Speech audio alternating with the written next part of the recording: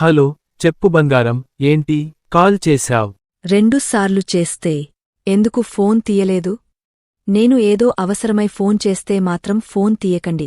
అంతే కదా మీరు? ఒక అర్జెంట్ మీటింగ్లో ఉన్నానే. అలా ఏదైనా అర్జెంట్ అయితే వాట్సప్ మెసేజ్ పంపొచ్చుగా బంగారం. అవున్లే, మెసేజ్లోనే కుటుంబాన్ని నడుపుకుందాం. పెళ్ళాం దగ్గర నుండి ఫోన్ వస్తే మాట్లాడటానికి వీలులేని ఆఫీస్ మరి అది. వదిలేయిరా, ఇప్పుడు చేశానుగా చెప్పు. ఇప్పుడైనా ఫ్రీయేనా? లేదా? ఫ్రీగానే ఉన్నా చెప్పు. ఏదో చెప్పాలనుకున్నా. గుర్తొచ్చింది. చెప్పు. డికాషన్ పెట్టాలని కిచెన్లోకి వెళ్లానా?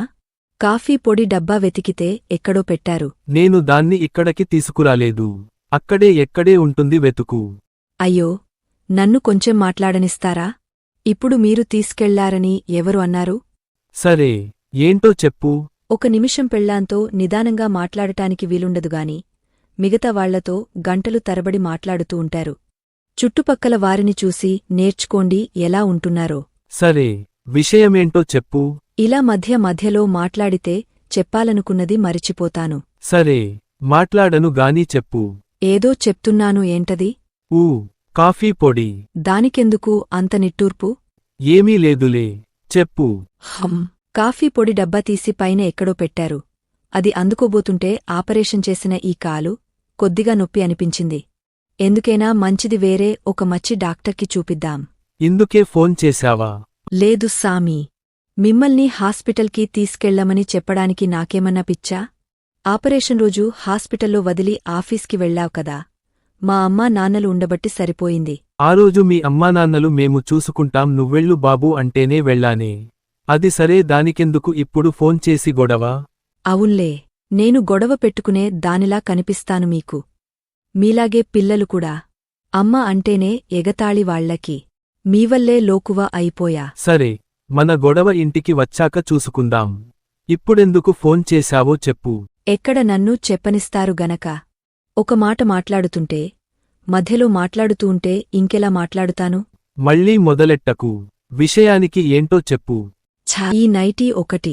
ఈ మడ్డి కలర్లో నైటీ తీసుకురావద్దు అంటే వింటారా? బాగా ఉతికినా కూడా మట్టి ఉన్నట్లే కనిపిస్తుంది. నేనెక్కడ నీకు తీసుకొచ్చానే.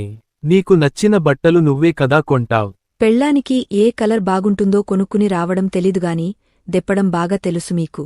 అది సరే గాని ఇప్పుడు ఎందుకు ఫోన్ చేశావో చెప్పు ప్లీజ్. నాకు చాలా పని ఉంది ఆఫీసులో ఈరోజు. సారీ సార్, మీ పని మీరు చూసుకోండి. పెళ్ళాం ఎలా పోతే మీకెందుకు? పట్టించుకుంటారా ఏంటి? మహాతల్లి, నసుగుడు ఆపి ఫోన్ ఎందుకు చేశావో చెప్పు. ఇంట్లో నుండి ఫోన్ వస్తే మీకు నసలాగే ఉంటుంది కదా. అదేమీ లేదురా, చెప్పు. ఎక్కడ చెప్పి చావనిస్తున్నారు గనుక? ఇంటికి ఏదైనా కావాలంటే ఫోన్ కూడా చేయకూడదా? సరేరా, ఇప్పుడు ఏమి కావాలో చెప్పు. అదే కదా ఇప్పుడు మరిచిపోయాను. ఎన్నిసార్లు మధ్యలో మాట్లాడారు. మొత్తం మరిచిపోయా. గుర్తొచ్చాక చెప్తా. ఎందుకు ఫోన్ కట్ చేశారు? నువ్వే కదే గుర్తొచ్చాక చెప్తాను అన్నావ్. ఇప్పుడు జ్ఞాపకం వచ్చింది. సరే, చెప్పు. కాఫీ పొడి డబ్బా అంత కష్టపడి తీసుకోవాల్సి వచ్చింది. ఎందుకు పైన పెట్టారు? ఇక మీదట అలా పైన ఎక్కడో పెట్టకండి, సరేనా? సరేరా, ఇక మీదట అలా చేయను, చెప్పు.